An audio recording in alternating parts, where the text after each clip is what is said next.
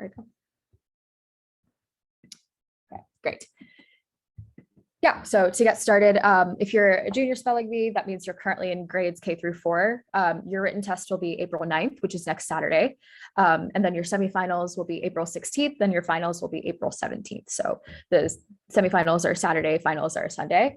If you're in the senior spelling bee and you're in grades 5 through 8, then your written test will be on April 10th, which is next Sunday. Your semifinals will be April 23rd, which is Saturday, 2 weeks from now.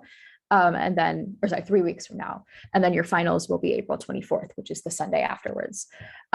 For both levels, we will have about $7,000 in cash prizes. We'll send trophies to all of the top 10 spellers. So it's very exciting, lots that you can gain from this. And so, yeah, we're excited to have all of you participate. So we're going to go over the rules at a very high level today, but if you want to read the rules and make sure that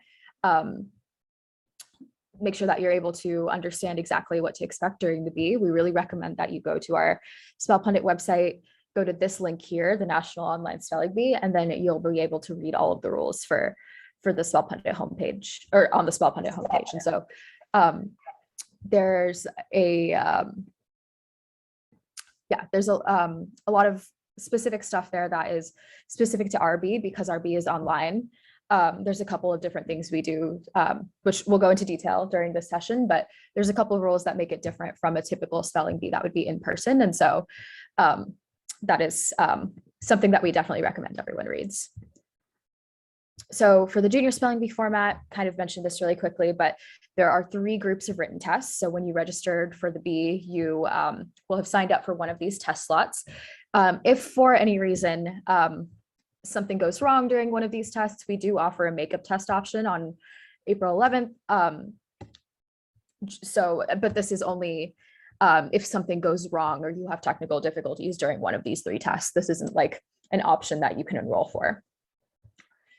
From there, we will choose the top about 80 to 100 spellers. The way this works is that we keep on, we take all the spellers who got a perfect score, all the spellers who only missed 1, all the spellers who only missed 2, and we keep on adding until we get to a number that is between 80 and 100.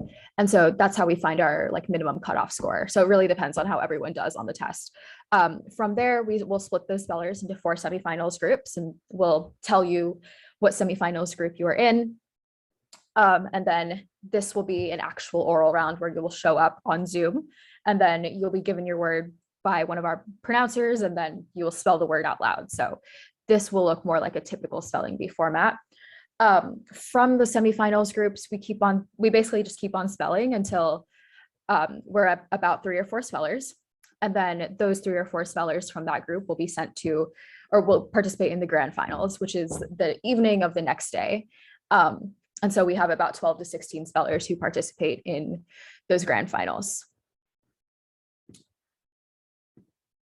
The senior spelling bee format, also very similar. So 3 written test formats, 1 makeup test. And then the top 80 to 100 spellers from these written tests will go to the semifinals. And then from each semifinals group, we'll take the top 3 or 4 spellers to come to the grand finals. And so that is on the back end, that is how we kind of choose which spellers move on. Okay, so we do have, like I mentioned, a couple of specific rules that we have for our bee because our bee is online. So the first thing is that we request everyone to have primary and secondary devices. So your primary device will be like, you'll have 2 devices basically. Primary device is like your laptop or the thing that the device you're using for Zoom.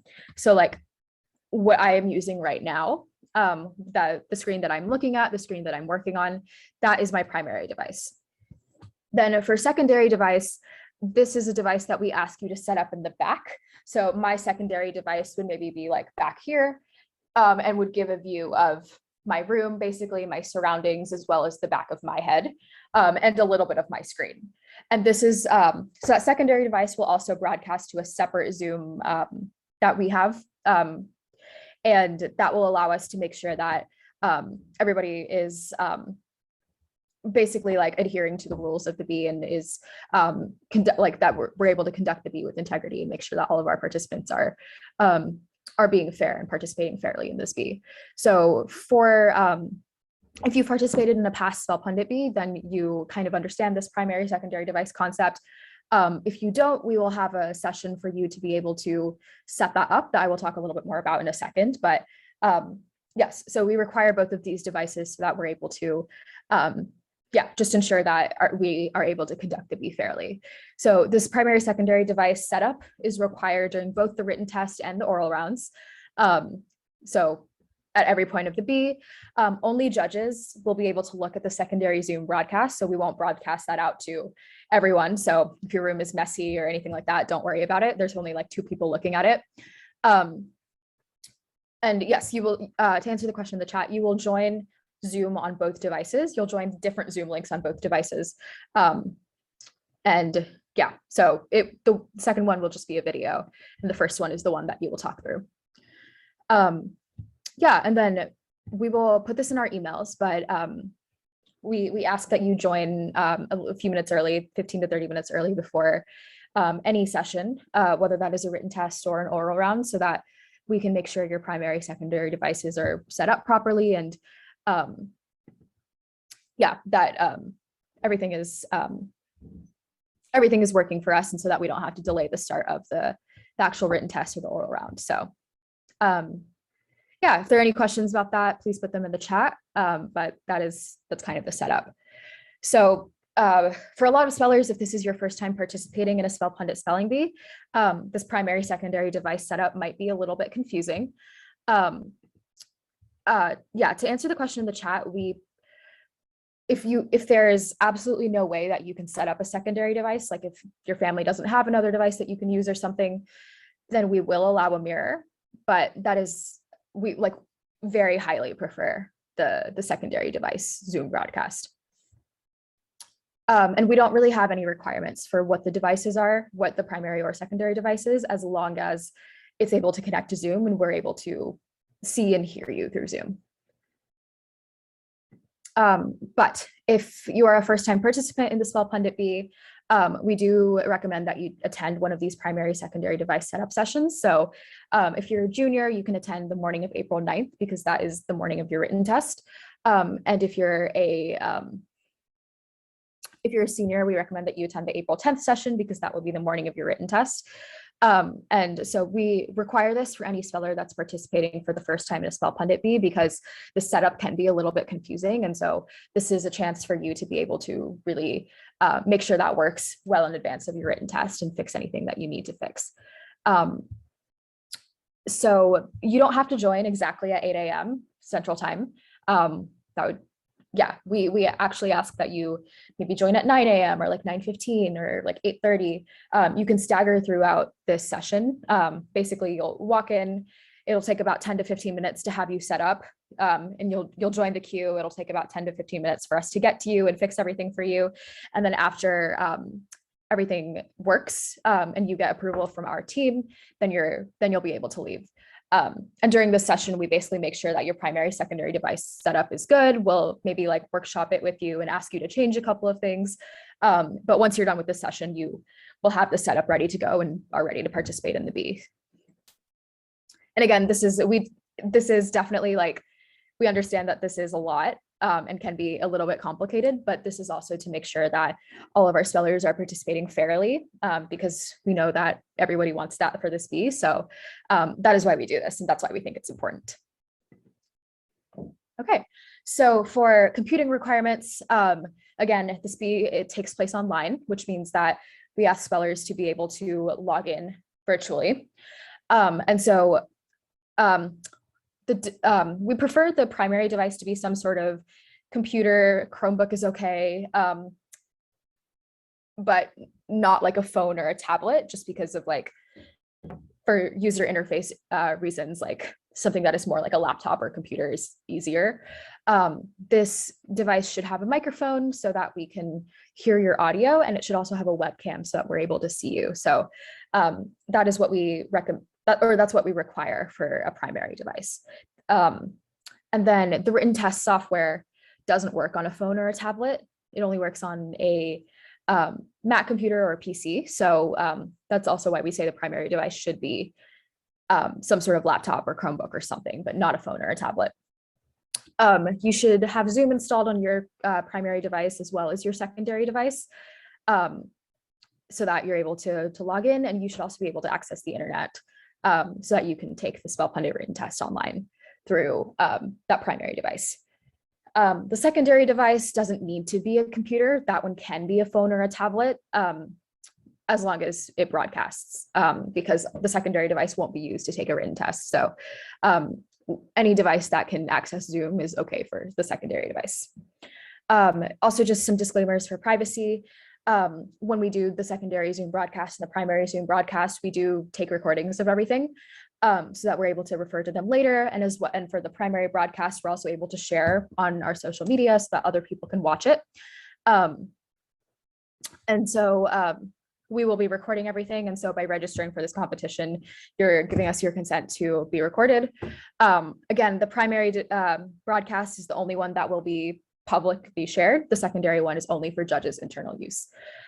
We also might use these recorded materials and promotional videos for future Bs or wrap-up videos for this current B.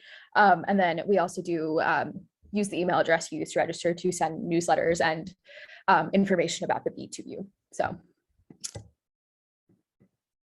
Okay, now that we talked about all of those logistics, let's talk about the written test. So I will actually go into the SpellPundit website and show you how the written test will look. We have a practice written test that is on everybody's account who's registered for the spelling bee. And we highly, highly recommend that you take this practice test before the actual written test, so that you become very familiar with the SpellPundit format and understand what works. So let's walk through this. Sorry. Okay. So here I'm in, this is my SpellPundit account. If I was registered for the B, this is like something like what I would see. So you would basically go to here on the left, and you can see like senior spelling bee practice tests. You can also see the time that you're registered. So I'm registered for a written test on April 10th. That I'm not actually going to take this test, but in my account, it shows me that I registered for 1 p.m. Pacific, 3 p.m. Central, 4 p.m. Eastern. I'm registered for that particular test slot. So if you aren't sure which test slot you are registered for, that's how you can find the time as well. But there are 2 parts to this written test. The first is spelling, the second is vocab. Again, really, really recommend that you take this test yourself, but I will show you a little bit of how it works. So here's the spelling half of the test. There's 25 questions, so I will start it. I don't think I'm sharing my sound, but you'll be able to hear the word. So if you click this button, you'll be able to hear the word. So I'm hearing the word macaw. And then I can choose the spelling that I think is correct and move on. So I'm hearing fungivorous, fungivorous. The other thing is also for this written test, we also recommend that you check your audio and volume settings beforehand so that you're able to hear the pronunciations. Actually, wait. Here, I will share my sound through Zoom so that we can actually hear this.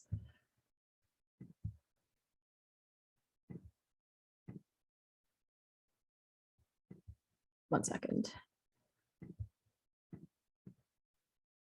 Okay, there we go. So fungivorous, fungivorous. Okay, so you can probably hear the sound that the audio pronunciations of these words. So I will choose the correct spelling, move on. Ode acoustic. We also do give you 90 seconds for each word, and so you can see the timer for yourself as well. One thing I do want to point out, though, is that if you, like, for example, switch tabs and come back, at one point, you will get some sort of alert, like, please don't move away from this online test. You'll have one warning where you get this, and then if you do this a second time, we will automatically exit your test. So, and then every other word after that you don't spell will be considered wrong. So definitely don't do that. Be careful about not opening new tabs and doing anything like that during the test. Also, Make sure that your volume is working before the test and everything too, because sometimes what happens on some computers is if you try to change the volume during taking the test, it will kick you out. And so we'll talk about all of this actually on the day of the test as well, but these are just some reminders for yourself. That's a little bit of what spelling looks like though. We'll move on to vocab. So similar format here, there are 25 vocabulary questions. They're all multiple format. And so you can take this test. Combustible. So you can hear the word and think about what the correct definition is. Move on. Onerous, onerous. And same thing here, move on. Masada. And so this is kind of how these tests work. And so here, I'll click out and exit. Again, don't recommend doing that, but that is what will happen if you do like switch tabs or something. So yeah, that is a little bit of what these written tests look like. The other thing we do want to point out is that there are a bunch of other SpellPundit modules that we think are great for studying for our B. For example, you can have, if you're registered for the senior B, you'll see senior spelling list. If you're registered for the junior B, you'll see the junior list. But you can practice those lists through SpellPundit in this way. And so this can, I mean, this is a whole other walkthrough, but you can see the words Impugn. through this learning mode, practice them all, and then go back and Impugn. and then test yourself on them. And so Embouchure. This is a really great way for you to practice the list words and learn those list words through SpellPundit. And if you're registered for the B, you receive this. So they're located right here under this National Online Spelling Bee and Vocabulary B modules. Some other lists that we recommend a little bit, and we'll walk through like what we recommend preparing a little bit later, but definitely like the main spelling modules, levels 1 through 4 are always very helpful. And there's also these additional spelling modules. So like for example, the past script school spelling words, for example, we really recommend studying this, studying some of these words. Somebody was asking about words of the champions list, which is a list that we really like at SpellPundit. And so those words are located here in case you're curious, but yeah, so a bunch of different things that you can prepare through the SpellPundit website. Not all of these come for free. The ones that do come for free are these 2 list words when you register for the B, and then we do have some like free spelling modules and free vocabulary modules, and the rest of them you do have to purchase, but we really, really recommend studying some of those. And again, I will give a much more clear list of what there is to prepare in a second, but or like what the order that we recommend preparing these in, but yes, that is how this works. So, okay. To answer the question in the chat, so the junior spelling bee modules, I mean, they will look the exact same as the senior spelling bee modules. So yeah, the format and everything will look the exact same. It will show up in the exact same place too. I just unfortunately don't have that loaded on this account, but in your account or your child's account, like you'll be able to see all, it will just say like junior spelling bee list words, junior vocabulary list words. So it will look the exact same. And if you're having issues with that, you can log into your account and we can troubleshoot that, or you can email us at spellpundit@gmail.com and we can help you figure that out. And so, yeah, one thing to clarify also for this other question is that you will do the test in the website, but you will have Zoom on your computer at the same time with the webcam on so that we can see you through Zoom, but you will not be looking at Zoom during your written test. You will be looking at the website. So you're taking the test on the website and Zoom will be running in the background. Okay. All right, going back to this. Sorry. Okay, so there is this written test format, and this goes for both junior and senior. There are 25 multiple choice spelling questions that you were able to see. And then there's also, or 15 of these questions are from that 1,000 word list that I showed in the website. And then 10 of these questions are from anywhere else in the dictionary, anywhere else in SpellPundit modules. So that is a little bit of that breakdown from the spelling side. Vocabulary is the exact same thing. So 25 multiple choice vocabulary questions. 15 of those questions will be from the list and 10 of those questions will be off the list. So that is for both senior and junior. That's what this will look like. So perfect score would be 50 out of 50. There's a total of 50 questions. And so yeah, that's the written test format. And yeah, so like I mentioned, we do have some recommendations on what to prepare for our SpellPundit B and like the order to go in. And one thing that we really try to do, especially for people who are participating in the Scripps National Spelling Bee this year, or want to participate in the Scripps National Spelling Bee in the future, what we recommend studying for the SpellPundit Bee is exactly what will help you for the Scripps National Spelling Bee. So we try very hard to make this like a very similar format to the Scripps Bee. And the official dictionary that we use is the online Merriam-Webster Unabridged Dictionary. And so if there are any discrepancies during the bee or issues during the bee, that is the dictionary that we do refer back to. Okay, so for the junior spelling bee, this is the kind of order of words that we recommend you preparing. And so basically like get as far through this as you would like and as you are able to, but yeah, so we recommend starting with the 1,000 published junior spelling bee word list. That's the list in the SpellPundit website that you automatically get when you register for this bee.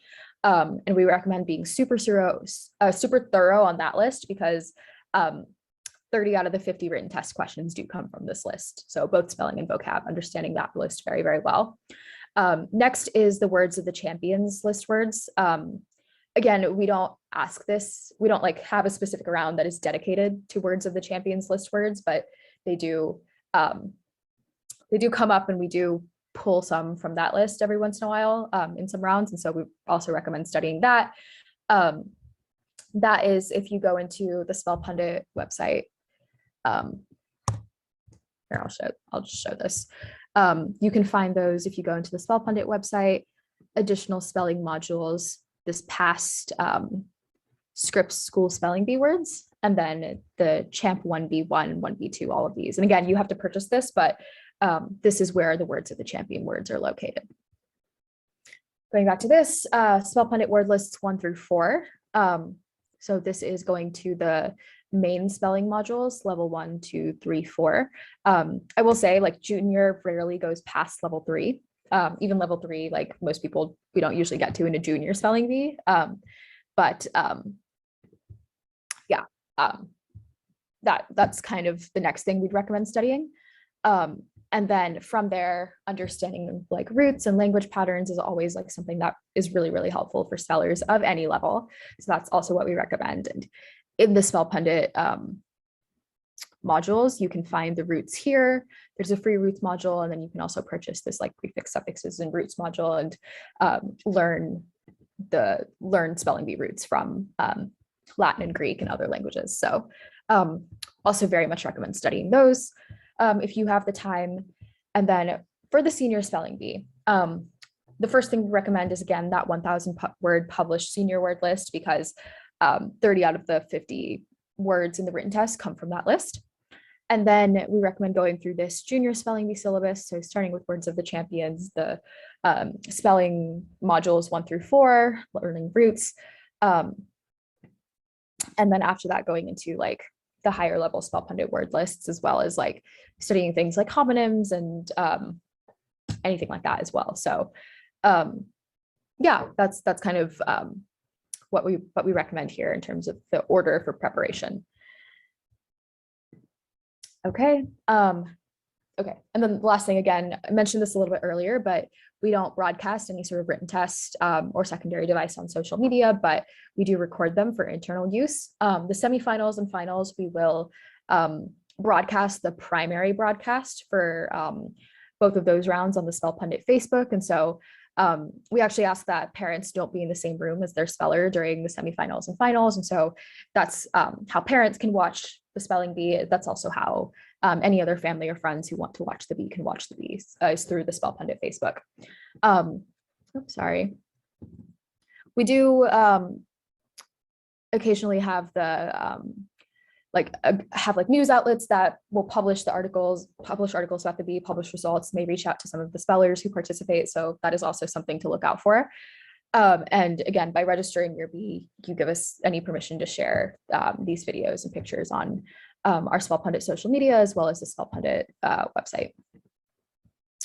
Yeah, a couple last things is that we have a lot of really, really amazing pronouncers and judges who will be heading our bee. So some really cool people. Karthik Namani was a former Scripps champion, as Rohan Raja, Soham was as well, Shritika was as well.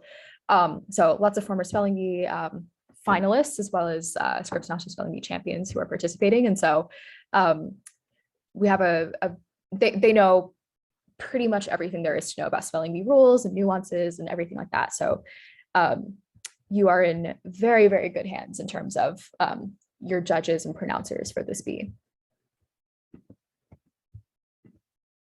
And yeah, the last thing we just want to say is that we know that there are some challenges with online spelling bees, and especially doing everything through tech. There can be issues with your device, issues with your Wi-Fi, everything like that. If anything like this does come up during the written test or the semifinals or finals, we will provide a phone number as well as the SpellPundit email. So you can email there, let us know what has happened, and we will try our best to accommodate that issue and make up for it as much as we can. We can't promise anything, but we will try as much as we can.